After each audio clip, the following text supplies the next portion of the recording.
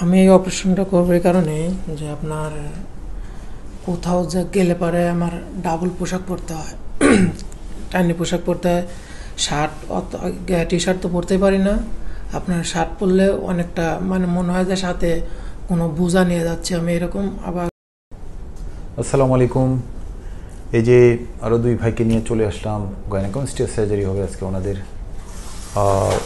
দুইজনেরই gynaecomastia surgery হবে, আরও একজনের গাইনোকোমাস্টিয়া সার্জারি হবে। উনি ভিডিওতে থাকতে চাচ্ছেন না, এই জন্য ওনাকে আমরা রুমে সরিয়ে নিয়েছি।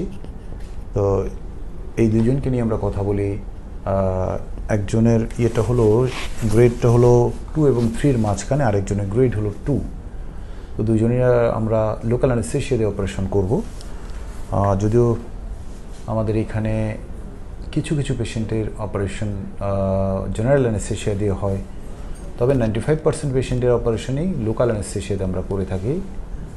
আগে যে আমরা একটা ব্যথার যে একটা কমপ্লেন ছিল, এখন ব্যথার কমপ্লেন নাই বললেই চলে।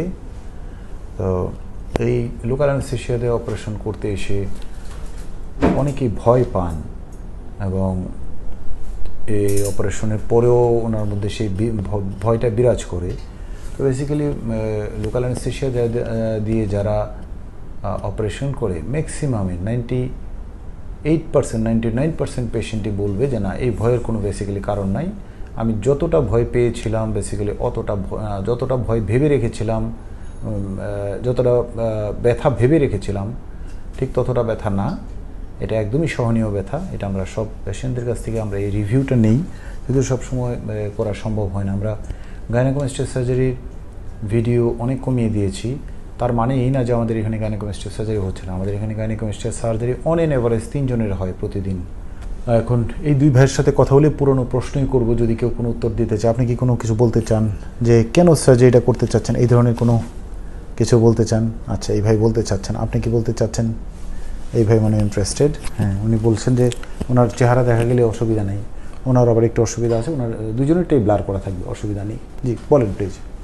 আমি এই অপারেশনটা করব এই কারণে যে আপনার কোথাও যা গেলে পারে আমার ডাবল পোশাক পরতে হয়, টাইনি পোশাক পরতে হয়।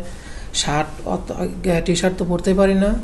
আপনার শার্ট পরলে অনেকটা মানে মনে হয় যে সাথে কোনো বোঝা নিয়ে যাচ্ছে আমি এরকম। আবার কোনো অনুষ্ঠান বাড়িতে মানে গেলে পারে নিজের কাছে খারাপ লাগে, আবার গোসল করতে পারি না আমি কোনো সময়।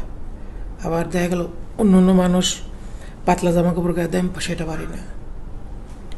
ডেফিনেটলি এগুলো নিয়ে আমরা আপনাদের সাথে কথা বলেছি যে এই যে টি শার্ট পরতে না পারার যে একটা কী বেদনা, টি শার্ট পরতে পারা যে কি একটা সাফল্য জীবনে, এটা গাইনোকোমাস্টিয়া সার্জারি করতে না আসলে আমি বুঝতাম না। এই জন্য এটার নাম দিয়েছি টি শার্ট ডিজিজ। এবং অনেকেই এখন আমাদের কাছে এসে বললেন যে স্যার, টি শার্ট ডিজিজের চিকিৎসা নিতে এসেছি।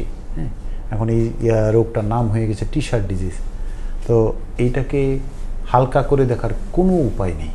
আমার কাছে হয়তো এটা অনেক বেশি ম্যাটার করে না, কিন্তু যার এই প্রবলেমটা আছে, এই টি শার্ট পরার একটা আকাঙ্ক্ষা আছে লাইফে, সে যেদিন প্রথম খুব ভাবে নির্ভয়ে একটা টি শার্ট পরতে পারবে, সে মনে করবে যে রাজ্য জয়ের একটা আনন্দ তার মধ্যে বিরাজ করছে, এরকম অনুভূতি হয়। কারণ কারো অনুভূতি তো আমি নিয়ন্ত্রণ করতে পারবো না, আপনি নিয়ন্ত্রণ করতে পারবেন না।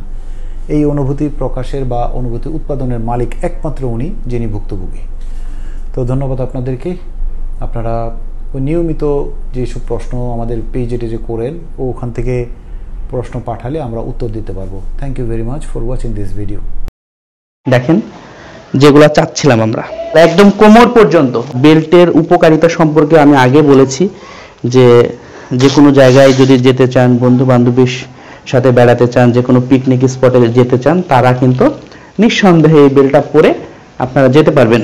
আর যেহেতু ফুল বডি বেল্ট হয়ে গেল এবং এটা পরলে কিন্তু সেন্টু গেঞ্জির মতনই মনে হবে। হ্যাঁ, একদম সেন্টু গেঞ্জি, কেউ বুঝতে পারবে না।